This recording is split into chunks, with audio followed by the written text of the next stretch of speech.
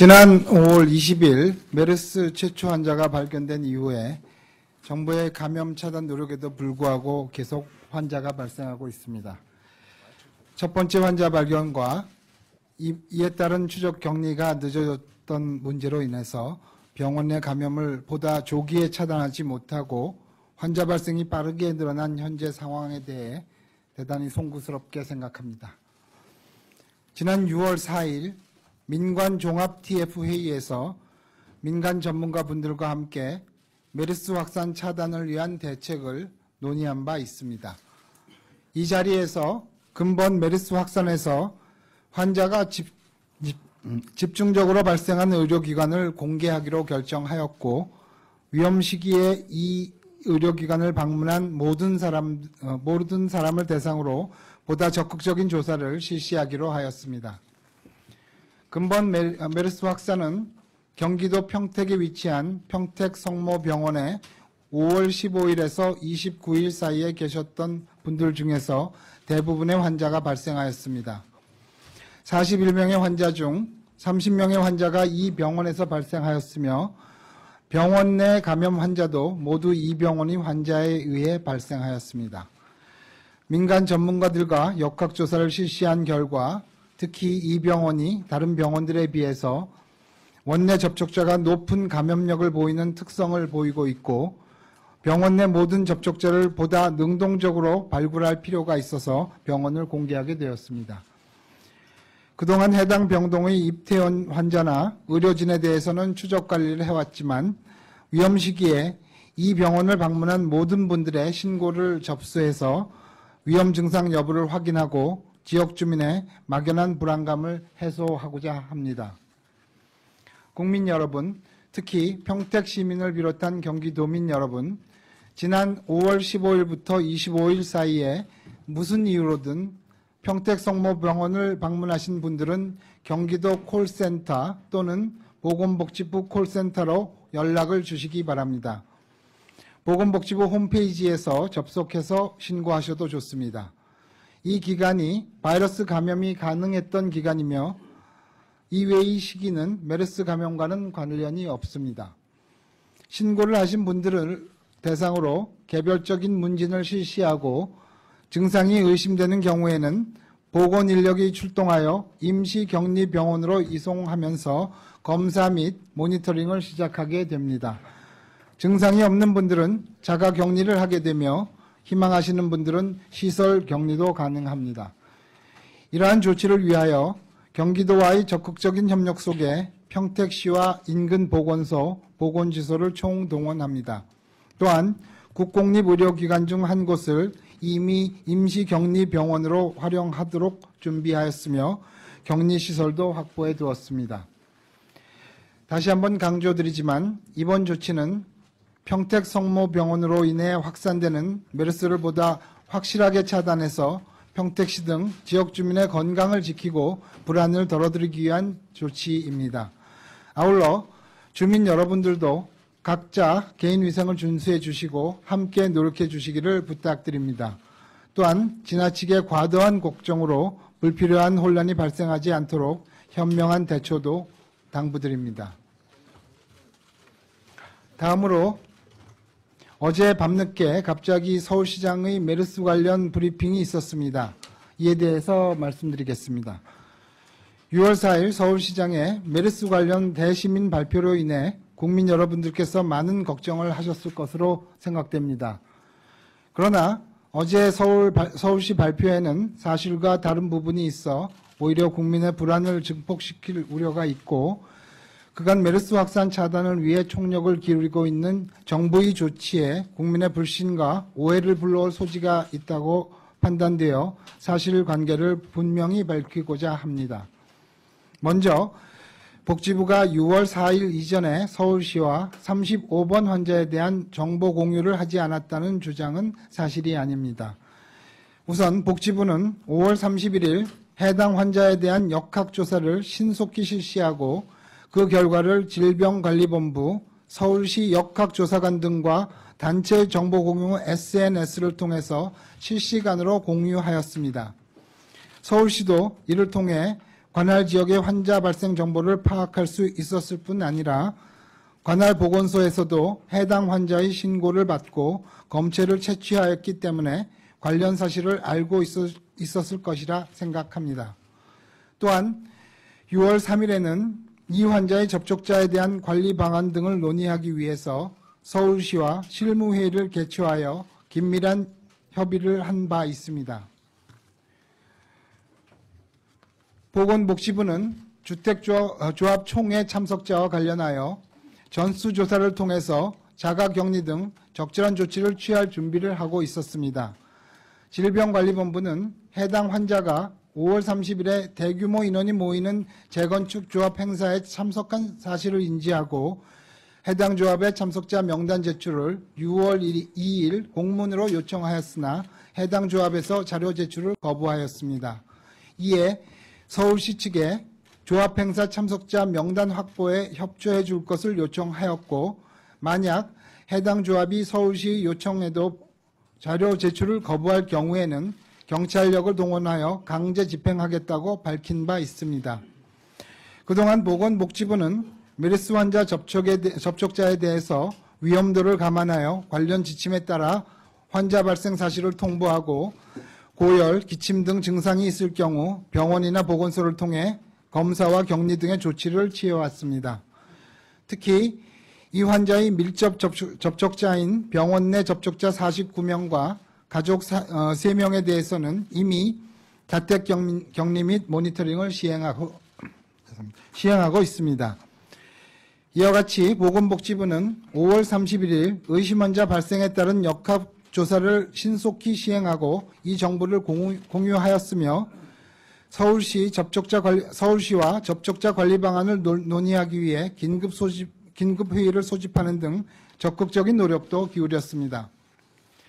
그럼에도 메르스 확산 방지를 위한 정부의 조치가 마치 잘못된 것처럼 서울시가 일방적으로 입장을 발표하여 국민들의 불필요한 오해와 우려를 불러일으킨 것에 대해 심히 유감스럽게 생각합니다.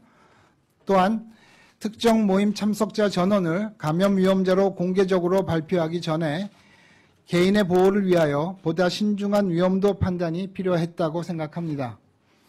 메르스 확산을 막고 국민 건강을 지키기 위한 노력에는 중앙정부와 지자체가 따로 있을 수 없습니다.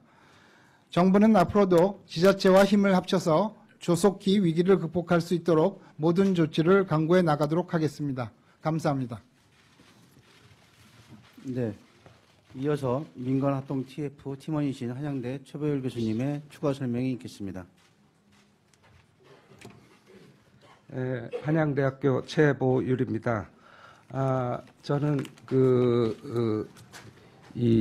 이번 메르스 민간합동 대책팀의 역학조사위원회가 31일 날, 5월 31일 날 구성이 됐고요. 위원회 위원장을 맡고 있습니다. 그래서 31일 날부터 이 역학조사 자료들을 갖다 분석을 시작했고 또 31일 날은 직접 평택 성모병원 얘기해도 되죠. 평택 성모병원에 이제는 방문해서 현장을 둘러보고 이 역학조사를 앞으로 어떻게 나갈 것인지 그런 것들을 이제는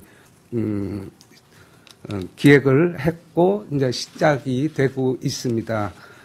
그래서 지금 현재 어제까지 35명이 이제는 확진자가 있었는데 그 중에 25명이 평택 성모병원과 관련돼서 밀접 접촉자 중에서 이제 발생을 했죠. 그 다음에 오늘 41명이라고 6명 추가 됐습니다. 제가 오면서 다시 파악을 했는데 6명 중에서도 또 3명이 됐습니다. 보여주시죠. 3명이 또 평택 성모병원과 관련해서 밀접한 접촉자로 파악이 되고 있습니다. 그래서 이제는 요번 유행에 있어서 가장 이제는 진원지가 된 그런 곳이고 그 이후에 이제는 몇 개 병원으로 퍼져 나가는데 그것도 다 여기에서부터 이제 퍼져 나간 그런 환자로 알고 있습니다. 그래서 이제는 거기에 대한 역학조사 자료들을 열심히 지금 분석을 하고 있고, 요게 정리되는 대로 곧바로 앞으로는 적당한 주기를 가지고서 조사 결과를 국민들께 발표를 하도록 그렇게 하겠습니다.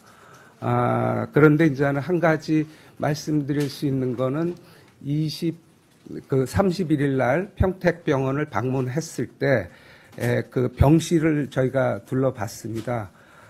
왜 그런가 하면은 이게 다른 나라의 자료라든지 이런 거 봤을 때 이번 평택병원에서 25명이 발생했던 건 상당히 많은 환자들이 발생한 거거든요. 그래서 가서 봤더니 첫 번째 환자가 이번에 있던 그 병실이 조금 문제가 있었습니다. 뭔가 하면은 원래 병실마다 환기구와 배기구가 있어야지 되는 거죠. 그런데 이제는 그게 없었고 에어컨만 있는 그런 상태였습니다. 그 다음에 창은 크지 않은 밑으로 이렇게 여는 그런 창이었습니다. 그래서 그 당시에 이제는 저희 방문한 사람들은 저처럼 역학하는 사람들하고 환자를 보는 감염내과 선생님, 그 다음에 시설 건축을 하시는 공학하는 선생님들이 같이 가서 봤습니다.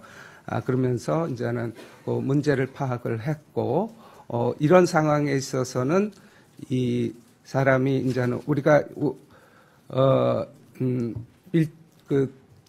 비말이라고 그러는 거죠. 비말이라는 것이 상당 기간 오래 있으면은 축적될 가능성을 이제는 보게 됐습니다. 그러면서 그런 것들이 창을 열고 문을 열면은 퍼져서 나갈 수 있는 가능성. 그래서 이제 첫 번째 그러한 드롭렛에 의해 가지고 퍼져 나갈 가능성을 한 가지 봤고요. 또 하나는 이제는 거기에서는 의료인이 이제는 간호사 병동들이 있죠. 근데 병동에 2사람이 근무하고 있었는데 그분들도 감염된 확진자로 나왔습니다. 그래서 그분들을 통해 가지고 이 접촉에 의해 가지고 퍼져나갔을 가능성, 이 지금 2가지를 보고서 역학조사를 하고 있습니다. 그 다음에 이제는 그 자리에서 저희가 했던 거는 우리가 에어컨들이 있죠. 에어컨들이 있으면 필터가 있습니다. 그 필터들을 갖다가 5개 방에서 다 꺼냈습니다. 그래갖고 국립보건연구원에 검사를 보냈는데 5개의 필터 중에서 3개가 바이러스가 RNA 바이러스 RNA가 나온 거, 바이러스 RNA가 나온 걸로 그렇게 확인이 됐습니다. 그래서 이 드롭렛이 확산이 돼가지고 퍼져갔을 가능성을 이제 확인을 했고요. 그래서 이제는 그거를 다시 이제는 증명을 해야지 됩니다. 그래서 우리 공학팀에서 아마 지금 준비를 열심히 해가지고 준비를 그 2가지 실험을 할 예정입니다. 하나는 가스를 발생시켜가지고 실제 환자가 있던 곳에서부터 가스가 어떻게 퍼져나가는지 먼저 확인하고요. 그 다음에 이제 가스는 에어에 해당합니다. 그런데 이거는 그 드롭렛에 의해서 퍼져나가기 때문에 에어로졸을 다시 발생을 시켜가지고 어디까지 이 에어로졸이 가는지를 확인함으로써 이 병원에서 이 전파가 어떻게 이루어졌을지 그걸 갖다가 이제는 점검하는 실험을 할 예정으로 있습니다. 그것이 역시 또 이제 조사가 끝나면은 역학조사 결과와 또 요사이 많이 얘기하는 이 바이러스가 변종이냐 아니냐 이런 얘기들을 많이 하고 있습니다. 제가 알기로는 국립보건연구원에서 대략적으로 시퀀싱이 거의 끝났다고 얘기를 들었습니다. 그런 것들을 이제 분석해가지고 실제 이제는 변종인지 아닌지 변화가 있었는지 없었는지 확인한 다음에 그래서 3가지 자료, 역학조사 자료, 가스 에어로졸 실험 자료, 그 다음에 이제는 이 바이러스 시퀀싱 한 자료, RNA 시퀀싱 하는 자료를 갖다가 모아가지고 전문가들이 다시 한번 검토를 하고 이게 어떻게 이제 확산이 됐는지 그런 것들을 이제는 발표할 예정입니다. 이상입니다. 예, 지금부터 기자 여러분들의 질의가 있겠습니다. 질문을 하실 분들은 손을 들어서 소속과 성명을 밝혀주시기 바랍니다. 참고로 정례 브리핑이 오후 2시에 예정되어 있습니다. 추가 확진자 현황이라든지 자세한 내용은 2시에 정례 브리핑을 이용해 주시면 감사하겠습니다. 지금은 이번 브리핑에 대해서 질문을 좀 집중해 주시기 바랍니다. 예. 예, YTN의 유재복입니다. 병원 이름을 공개하라는 요구가 꽤 오래전부터 있어 왔습니다. 복지부에서는 그동안 국민 불안을 가중시킨다는 이유로 하지 않다가 오늘 이제 한 병원을 공개하셨는데 병원 공개가 대단히 시의적절하다고 보시는지 그 여부를 좀 말씀해 주시고요. 현재 다른 병원에서도 확진자가 나오고 있는 상황인데 그 병원에서 환자가 추가로 더 많이 나올 경우에는 그 외의 병원도 공개할 의향이 있으신지 좀 밝혀주십시오. 네. 저희가 어제 이런 그 그림을 보여드렸습니다만은요. 예. 어제 브리핑 때 저희가 보여드렸던 것으로 알고 있습니다. 여기서 보시다시피 평택성모병원에서 지금 어떻게 그 발병이 되고 있는지 이런 것을 한눈으로 알 수 있고요.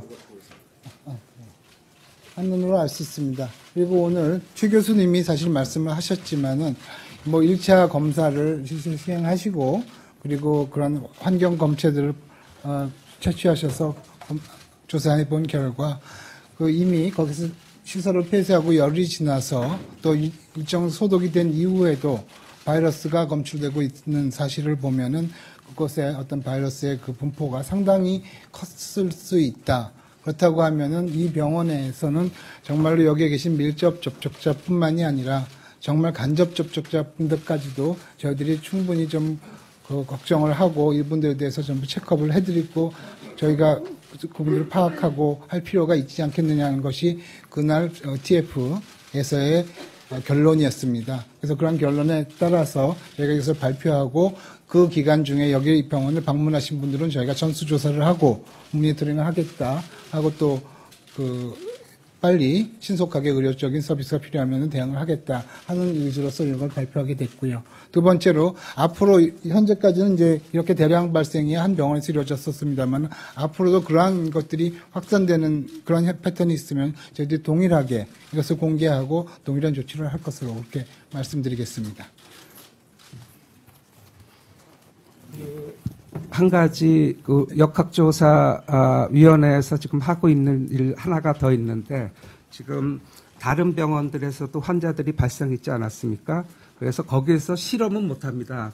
그렇지만은 환기구라든지 공기 배기 상태라든지 이런 것들을 점검하는 그러한 공학팀이 지금 오늘 내일 이제는 다니면서 하고 있습니다. 그래서 그 결과도 이제 상황에 따라 가지고 필요하면은 이제는 위험도가 어떨 것인지 그런 것들을 이제 평가하고 있다 이렇게 말씀드립니다.